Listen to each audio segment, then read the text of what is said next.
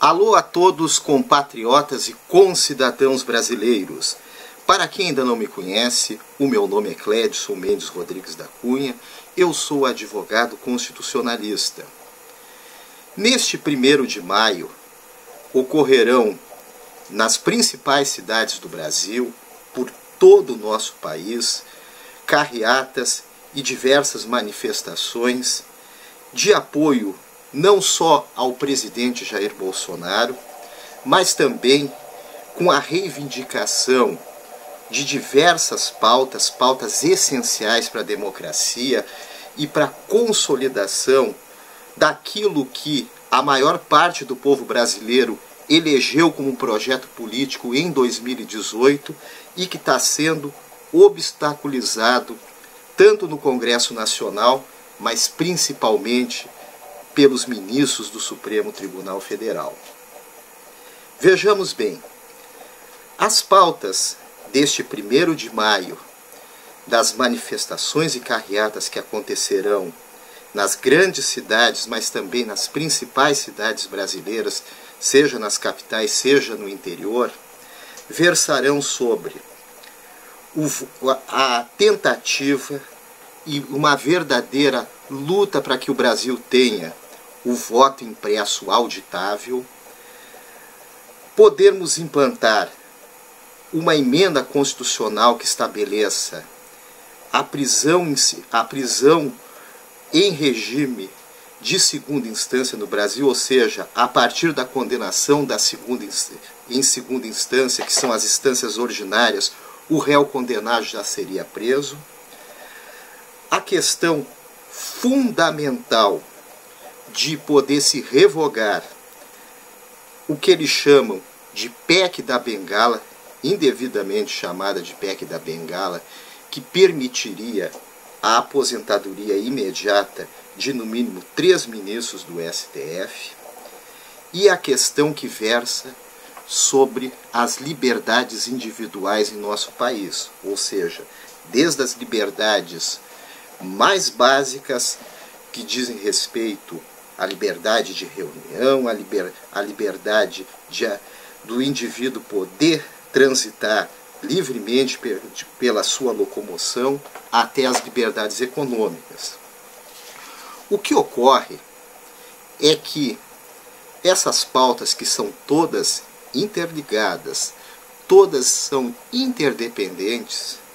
há uma questão fundamental. Muitos que participarão dessas carreatas e dessas manifestações estão pensando que para podermos mudar o STF, ou melhor, mudarmos a composição dos ministros do STF,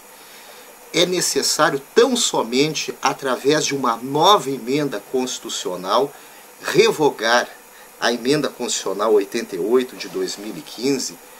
que estabelece a aposentadoria dos ministros do STF e das carreiras da magistratura e do Ministério Público aos 75 anos. Porém, eu torno a explicar, como já expliquei em outros vídeos, que não é preciso, do ponto de vista constitucional, não é necessário a revogação dessa famigerada e malfadada PEC da Bengala, que na verdade é uma emenda constitucional. Como essa emenda constitucional, chamada de PEC da Bengala, delegou à lei complementar o estabelecimento das idades de aposentadoria compulsória, por essa própria emenda constitucional, bastaria, com uma outra lei complementar, modificar a atual lei complementar, que é a de número 152 de 2015, que estabelece essas aposentadorias compulsórias aos 75 anos. Portanto, eu coloco aos organizadores das manifestações, a todos os apoiadores dessa ideia, que antes de tudo que defendemos é uma ideia, que não é necessário a revogação do que se chama indevidamente de PEC da Bengala, mas é necessário tão apenas a alteração da Lei Complementar 152 de 2015, que uma alteração de uma lei complementar é muito mais fácil, muito mais rápida do que se modificar uma emenda constitucional através de uma outra emenda constitucional. Raciocinem comigo. Se fosse preciso uma outra emenda constitucional,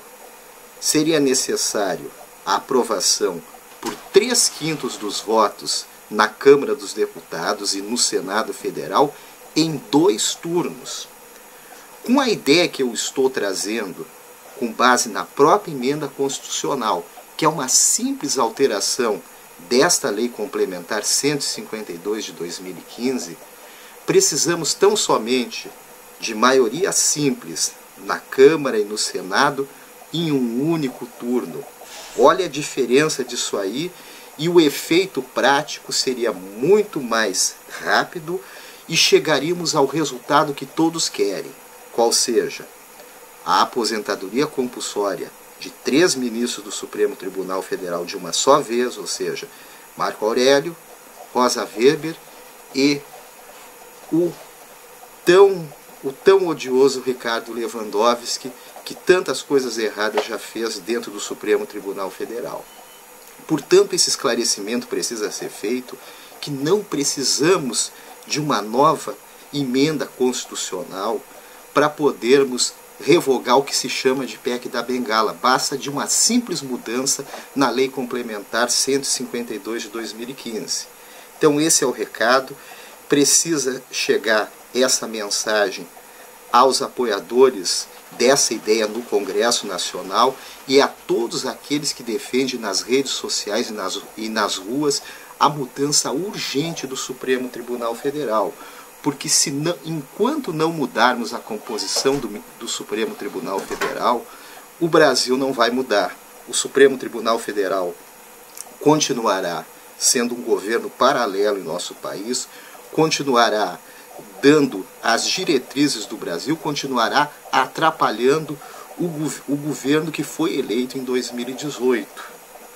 Nós não podemos mais ter um governo paralelo do STF. O STF saiu a atual composição do STF distorceu as funções de Suprema Corte, de Corte guardiã da Constituição, que cabe ao Supremo Tribunal Federal pela Constituição, e hoje o Supremo Tribunal Federal passou a ser um governo paralelo, passou a forma com que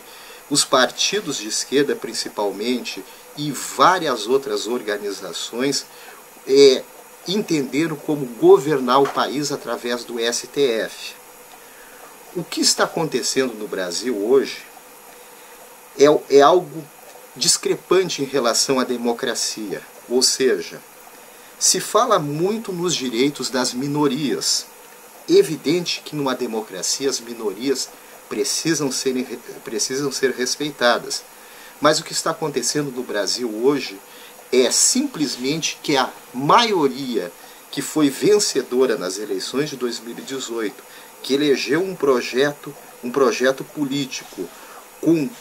pautas muito claras em 2018, essa maioria não está podendo governar. O presidente da República está engessado, está amordaçado, foi suprimida as suas prerrogativas constitucionais de uma maneira totalmente avessa à Constituição, ao arrepio da Constituição pelo Supremo Tribunal Federal, exatamente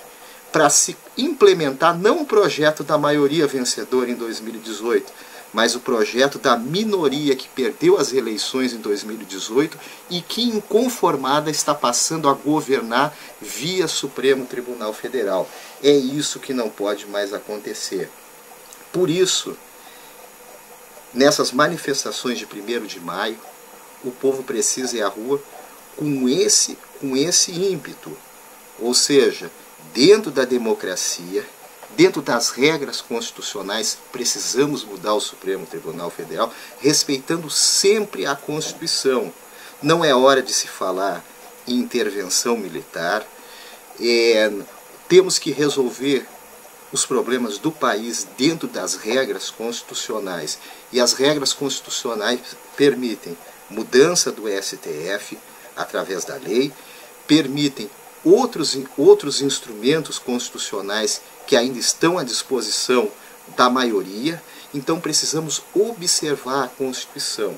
Esse é o recado que eu estou dando a vocês, que precisamos, nesse momento, para defendermos todas essas bandeiras, o voto impresso auditável, principalmente, que todos querem, precisamos lembrar de uma coisa: o Supremo Tribunal Federal, em 2 ocasiões, já declarou inconstitucional o voto impresso. Portanto, mesmo que o Congresso aprove hoje uma nova lei eleitoral que estabeleça o voto impresso, muito provavelmente o Supremo Tribunal Federal, por esta composição, declarará inconstitucional o voto impresso. Portanto, é uma necessidade, para se ter o voto impresso no Brasil, mudar a composição do Supremo Tribunal Federal, porque só uma nova composição do Supremo poderá entender que o voto impresso, além de ser uma pauta da maioria do eleitorado, de ser uma grande reivindicação do eleitorado brasileiro, trata-se de uma matéria plenamente constitucional, porque simplesmente implementa o princípio da publicidade e outros princípios de controle social do sistema eleitoral. Portanto, era esse o recado que eu queria dar a vocês. Peço a todos que as manifestações e as carreatas sejam